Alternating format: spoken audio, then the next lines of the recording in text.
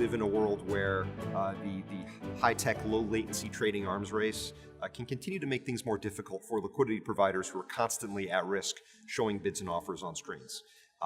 And so we've watched with interest a recent proposal from ICE to institute what they call passive order protection, sometimes known as a speed bump. A very similar proposal came out of Eurex and is scheduled actually on some of the Eurex options markets to be effective later on in the first half of this year.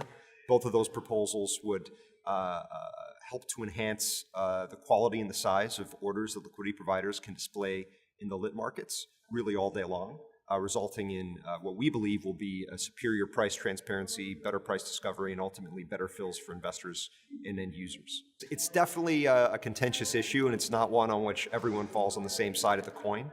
The way we look at it is pretty simple. Liquidity providers have to price in the risk that any given bid or offer will be taken out by someone who has a piece of market-moving information, a millisecond or a microsecond or a nanosecond, frankly, before they do. And because liquidity providers aren't dumb, generally what that means is, even if that happens relatively rarely, if those adverse moves that do occur when someone beats us out by a very small amount of time are big enough, we have to price in that average expected loss of that pickoff in every quote we send all the time, all day, every day. And the result of that is that those bid-ask spreads are slightly wider.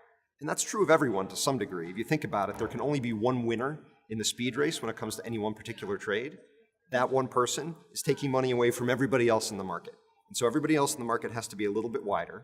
And if everybody else is a little bit wider, you can bet your bottom dollar that ultimately the winner is going to be a little bit wider too, because market makers compete with each other to step in front of each other to try to get the best price to try to get the trade.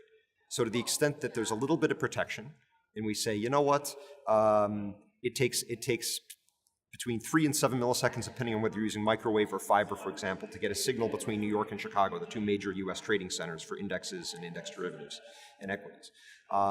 If it takes some number of milliseconds to get that signal across the country, you know what, maybe we're going to say, yeah, if you've got an order already in flight across that microwave line, then we're not going to hand you a fill just because the exchange hasn't quite received that market-making order yet, a market-moving order yet, when both parties are responding to the same piece of information. And that's really the core concept here that ICE and others are advocating with this passive order protection proposal. We're not super religious about exactly what the right interval is, but we do believe that at some point saying, you know what, we're not going to require every liquidity provider in the world to be able to scrape Twitter feeds and beat each other out by nanoseconds to respond to those news events at the risk of making horrible trades and losing a lot of money. That's a good thing for markets if we can at some point draw a line under that competition, because otherwise we're going to have inferior prices and worse size display to investors and end users, and that's what really matters. And by the way, this is not a unique concept. We drew a line under the type of competition we can have when it comes to ticks, right? I'm not allowed to step in front of another market maker by a millionth of a cent. I'm not allowed to say, oh yeah, you're showing this price for 1,000, but I'll show a better price for a tenth of a contract.